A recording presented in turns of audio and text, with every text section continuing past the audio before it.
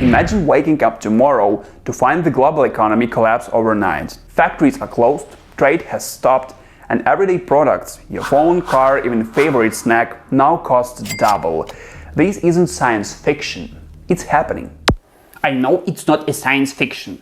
Have you seen the prices for European and Chinese products? The new iPhone will cost more than my degree, and all it does is autocorrect my typos. Globalization, long seen as inevitable, is under attack like never before. Decades of open trade, cheap imports, and global supply chains are being disrupted by unprecedented policies. Leading the charge are Donald Trump's Liberation Day tariffs, imposing heavy duties on goods from China, Europe, Japan, and more. Experts warn these measures aren't just trade tweaks.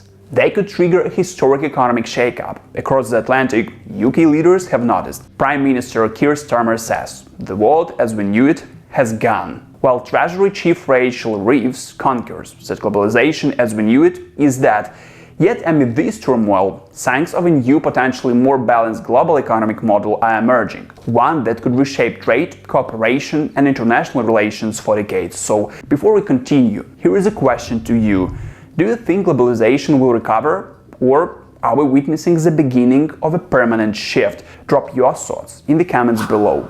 And don't forget to hit like, subscribe, and share this video so you won't miss what's coming next.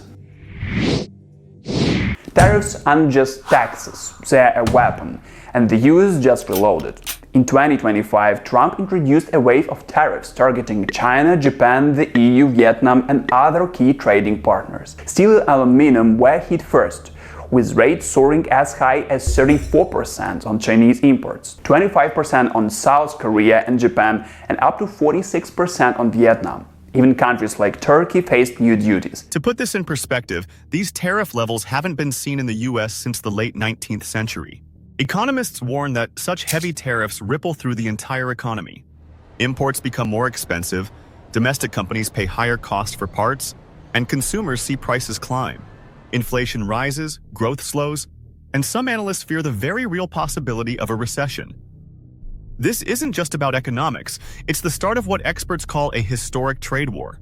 China, the EU, Canada, and others responded with reciprocal tariffs, targeting critical goods and rare minerals. Supply chains that took decades to build are now under threat, forcing companies to rethink where and how they produce. Here is a question to you. Do you think these tariffs will protect US jobs or backfire and hurt the economy? Share your thoughts in the comments below. I want to hear your take on this global shakeup.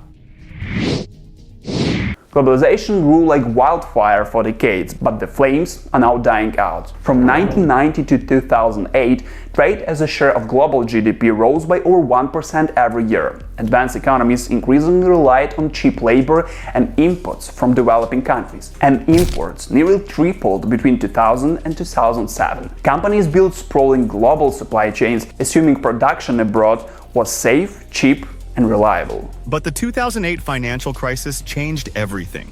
Trade growth stalled and then reversed, as uncertainty, rising costs, and geopolitical shocks reshaped global economics.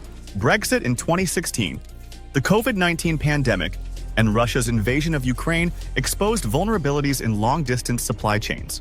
Firms realized that relying on distant factories could leave them stranded, unable to meet demand when disruptions hit.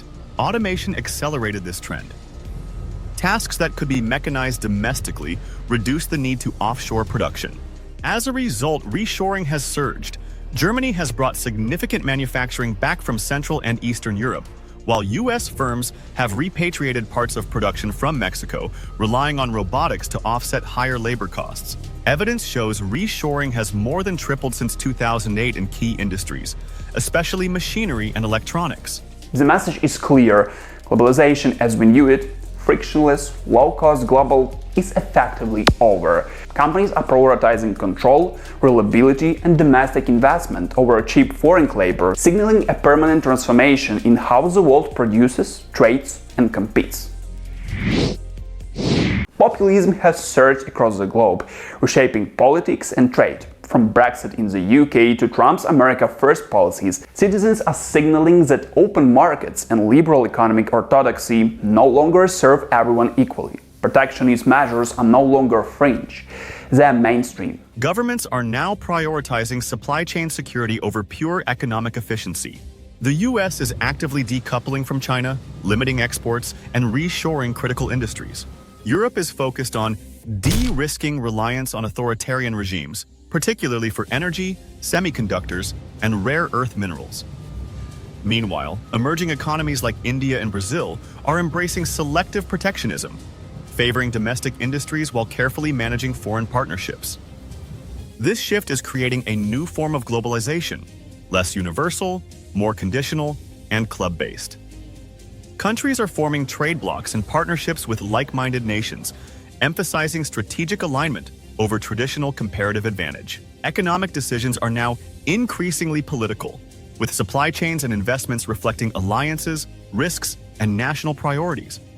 The era of seamless global trade is fading. In its place, a fragmented, politically charged system is emerging, one where trust, strategy, and national interest determines the flow of goods and capital. If the world economy feels fragile today, it's because it really is. The COVID-19 pandemic and Russia's invasion of Ukraine exposed shocking vulnerabilities in global supply chains. Energy shortages, semiconductor bottlenecks, and disruptions in critical raw materials revealed how dependent many countries had become on distant producers. Automation has accelerated the shift toward domestic production. Tasks that were once outsourced to low-cost foreign labor can now be mechanized at home, reducing reliance on unstable supply chains. As a result, reshoring is no longer a niche strategy. It's becoming standard practice across industries. Trade interdependence, once seen as a stabilizing force, is now weaponized. Export bans, sanctions, and strategic restrictions are tools in geopolitical contests, turning economic integration into a source of tension rather than trust. The promise that global trade automatically leads to political convergence is fading.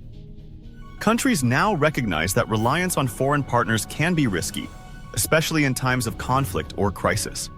The global economy is entering a new era, fragile, highly strategic, and increasingly shaped by risk, automation, and geopolitical maneuvering. Globalization isn't dead, it's evolving, but in ways you've never imagined. The era of frictionless trade and unchecked free market ideology is giving way to a more strategic, resilient, and politically conditioned form of global economic integration. Countries are no longer treating globalization as automatic, they are shaping it to serve national interests, protect critical industries, and ensure long-term stability. China is leading the way with state-led capitalism. Through initiatives like the Belt and Road, massive investments in digital infrastructure, and targeted global influence, China demonstrates that economic integration doesn't have to produce political convergence. Its model shows that strategic planning, state support, and selective partnerships can create a powerful alternative to the Western-led system. For Western countries, the response is clear.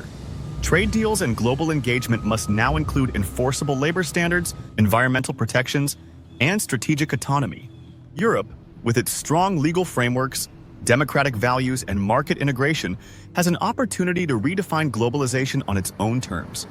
By emphasizing resilience, fairness, and long-term planning, Europe could model a version of globalization that balances national security, economic growth, and international cooperation. The new globalization isn't about surrendering to change. It's about shaping it, building a system that can survive shocks, political tensions, and economic disruption. The choices we make today will shape whether the next 50 years are prosperous or chaotic. As globalization evolves into a more fragmented and politicized system, the need for strong domestic foundations has never been clearer. Investment in education, healthcare infrastructure, and labor market resilience isn't just good policy, it's essential for nations to compete and adapt in a world where supply chains, trade deals, and technological leadership are increasingly strategic. Governments and multinational corporations alike must rethink old assumptions. Success now depends on anticipating disruptions, diversifying supply chains, and integrating long-term planning into every decision. International cooperation remains crucial, but it must be paired with proactive policy and strategic foresight.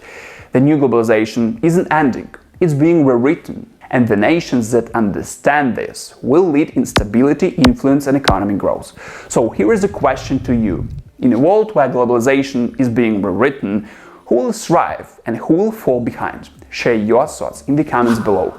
And don't forget to hit like, subscribe, and share this video so you won't miss what's next. Next one's brewing. Stay ready.